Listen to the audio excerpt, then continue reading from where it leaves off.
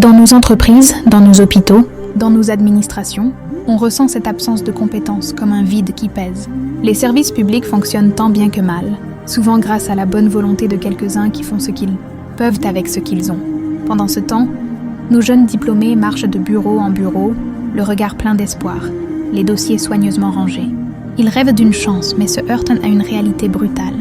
Leurs connaissances ne répondent pas aux besoins du pays. C'est cette faille éducative qui, silencieusement, nous pousse à tendre la main à des ingénieurs venus d'ailleurs. Non pas parce que nous aimons l'étranger plus que nous-mêmes, mais parce que nous n'avons pas su acquérir les compétences nécessaires pour bâtir le Congo de demain. C'est encore cette fragilité qui ouvre la porte à l'ingérence dans les affaires, judiciaires et politiques, à ces interventions internationales qui nous rappellent qu'on ne respecte pas un pays, qu'on ne craint plus. Et pendant que le système se délite, ceux qui en ont les moyens s'en échappent. Les chefs d'État, les ministres, les députés, les hauts fonctionnaires, lorsqu'ils tombent malades, ils prennent l'avion pour se faire soigner à l'étranger.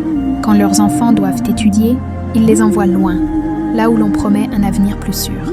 Ils protègent les leurs comme ils le peuvent. On ne peut pas leur enlever cela. Mais tout le monde n'a pas cette porte de sortie. La grande majorité de nos compatriotes, plus de 90%, vit chaque jour avec des questions qui brûlent. Même si je tombe malade, où irai-je ? Quelle école enverrai-je l'enfant ? Pour eux, il n'y a ni hôpital de luxe, ni école au-delà des frontières. Il n'y a que la réalité, dure et simple, de ce pays qu'ils aiment malgré tout. Ce peuple n'est pas exigeant. Il veut seulement que son école lui donne une chance. Une seule. Rien de plus humain que cela. En République démocratique du Congo, il y a aujourd'hui plus de mouroirs que d'hôpitaux dignes de ce nom. Nos centres de santé ressemblent davantage à des salles d'attente pour la mort qu'à des espaces où la vie est sauvée ou préservée.